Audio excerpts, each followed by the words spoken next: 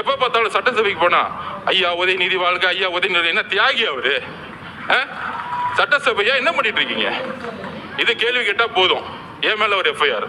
நான் புரட்சி உருவாக்கிட்டேன்னா ஆமா, எல்லாம் ஊர்ல இருந்து எல்லாம் ஆம்ஸ் இறக்கி நடு ரோட்ல நின்று துப்பா எடுத்து சுட்டுட்டு இருக்கோம். இதுக்கு ஒரு எஃப்ஐஆர், இதுக்கு ஒரு மிரட்டல்.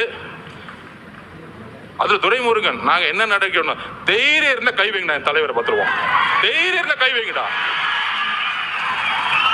என்ன அதிகாரம் இருந்தா, போலீஸ் இருந்தா, தைரியம் இருந்தா முதல் வீட்டுக்குள்ள போயிடுங்க. நான் கேட்கிறேன், ஒட்டுமொத்த காலேஜில் இருக்க இளைஞர்களும் உங்க வீடு தேடி வருவாங்க, ஞாபகம் வச்சுக்குவாங்க.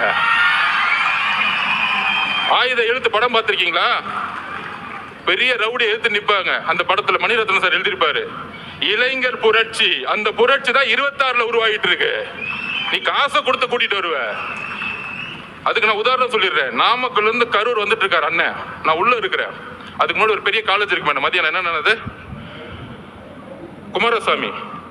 குமாரசாமி காலேஜ்ல இருந்து 5000 ஸ்டூடெண்ட்ஸ் ஓடி வருவாங்க. நான் 2 கிலோமீட்டர் பாக்குறேன், அண்ணன் பாக்குறாரு, என்னப்பா அங்கிருந்து ஒரு கூட்டம் ஓடி விட்டது, என்னப்பா அது அப்படிங்கிற.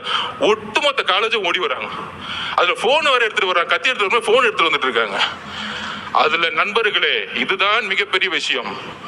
அதுல 5000 பேத்துல 3000 போது பெண்கள் ஓடி வராங்க. இதுதான் அரசியல் மாற்றம். நீ சொல்ற நேரு, வேலு, செந்தில் பாலாஜி தூக்கி எறிஞ்சிட்டு இளைஞர்கள் போயிட்டே இருப்பாங்க, ஞாபகம் வச்சுக்கோங்க.